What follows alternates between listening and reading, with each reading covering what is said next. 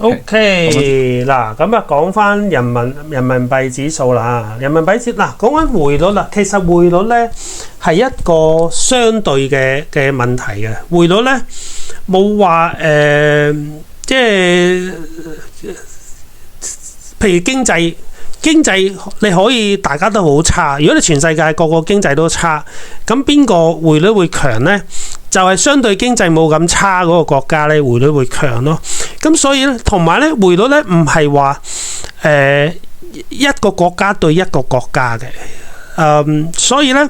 如果你話人民幣匯率貶值，咁你就要講清楚，你係對邊個貨幣貶值。咁一般嚟講咧，我哋講人民幣匯率貶值咧，通常係指人民幣對美元貶值。但係呢個世界唔係淨係得美元噶嘛，而人民幣咧究竟係貶值定升值咧，就唔好望住人民幣對美元個匯率，因為你咁樣會有誤差嘅，即係咁應該望住邊個咧？其實咧係要睇人民幣匯率指數嘅。嗱，如果你睇人民幣匯率指數咧，你會得到一個圖畫咧，係同人民幣對美元嘅匯率咧係唔同嘅。OK， 嗱，如果大家喺自己屋企嗰個電腦咧，咁你可以打開兩幅圖啦，一個係人民幣匯率指數，咁你會見到其實人民幣匯率指數咧係冇跌嘅，係表現得幾好嘅，仲係咧應該係喺近年嘅相對高位嘅，即係如果你睇翻人民幣匯率指數係近年嘅高位，差唔多而家應該係100左右啦。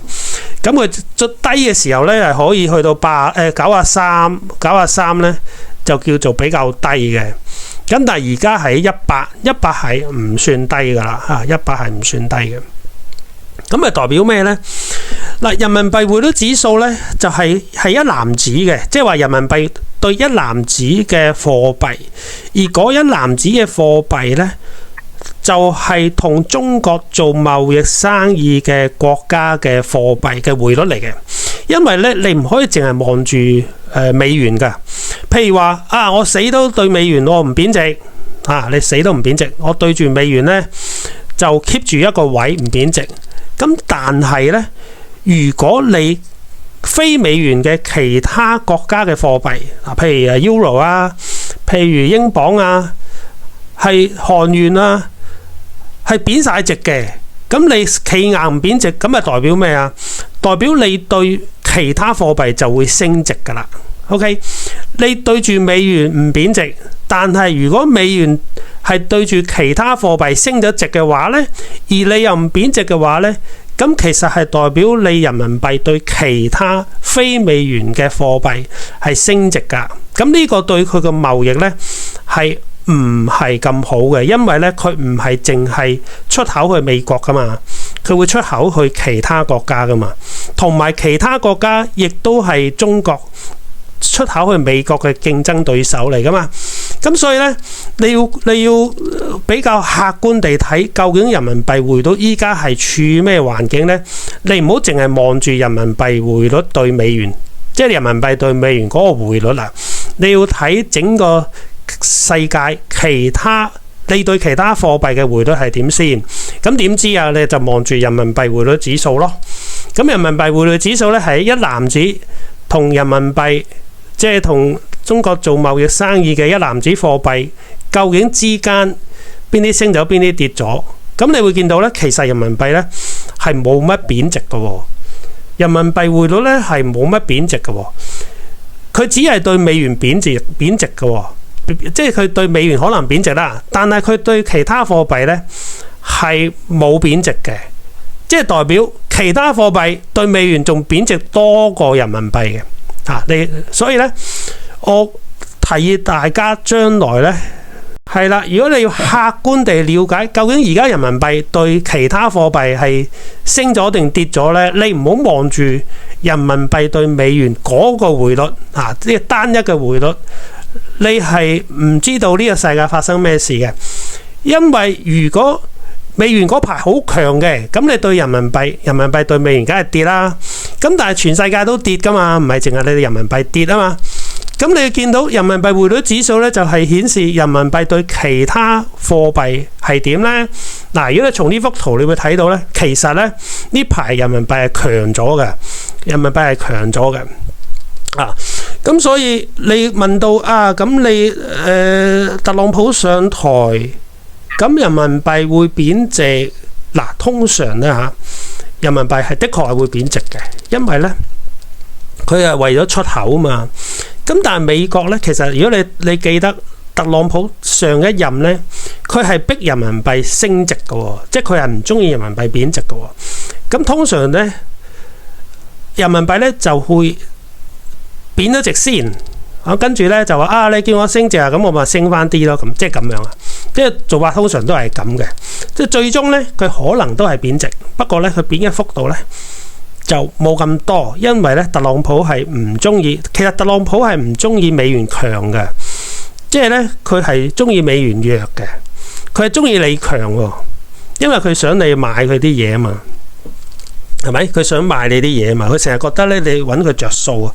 即係你成日覺得你貶值你貶值咧，跟住咧就係咧賣俾即係賣嘢俾我，跟住我咧就有貿易嘅逆差啊！即係佢好唔中意貿易逆差，佢覺得貿易逆差即係話咧其他國家咧揾咗美國笨啊！即係咁樣。咁所以咧貿易戰之下咧，人民幣係有貶值壓力㗎。不過呢個只係講人民幣對美元有貶值壓力。人民幣對其他貨幣未必有貶值壓力㗎，可能會升值㗎。嗱，咁呢幅圖咧就係人民幣匯率指數係冇跌㗎，係呢排係反而係升咗啲㗎。咁你睇絕對值啦，如果100咧，其實係相對高位嚟嘅。如果你見到93、94，咁就係真係唔止對美元貶值啊，佢對其他貨幣都貶值。咁所以我建議大家第日要睇人民幣係升咗定跌咗呢，就睇人民幣匯率指數唔好淨係望住對美元，因為好多時美元一強呢，全世界都跌㗎。咁你淨係望住人民幣對美元跌，咁你以為人民幣跌好多，咁其實其他貨幣都跌好多㗎，可能仲跌得多過人民幣。OK， 咁呢個就係關於人民幣嘅問題啦。有冇咩想講啊？呢個即係關於呢個問題。有咩想補充啊？其實都同市場先生個講法差唔多啦，因為即係始終你而家主要都係美國針對翻即係中國嘅貨品即係徵收關稅啊嘛，咁所以就即係美元對人民幣咧，咁人民幣即係呢 pair 咧就即係通常都係人民幣會轉弱嘅機會會大啲咯。咁但係人民幣對於其他貨幣咧，其實就未必會係貶值得咁緊要嘅，因為其實即係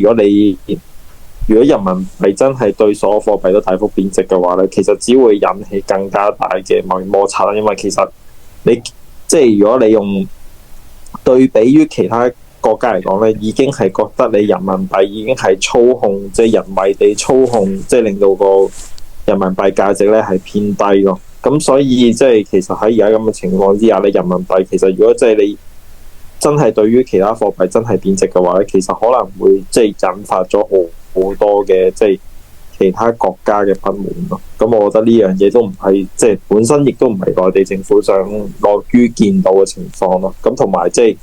人民幣一直都係想國際化噶嘛。咁其實如果你人民幣不斷貶值嘅話咧，咁你只會更加拖慢翻嗰個人民幣國際化一樣個步伐咯。咁所以我覺得 overall 嚟講，即係你所以點解見到即係頭先阿市場先生你而家見到即係分享個畫面冇一個明顯貶值咧，其實都係有咁嘅原因咯。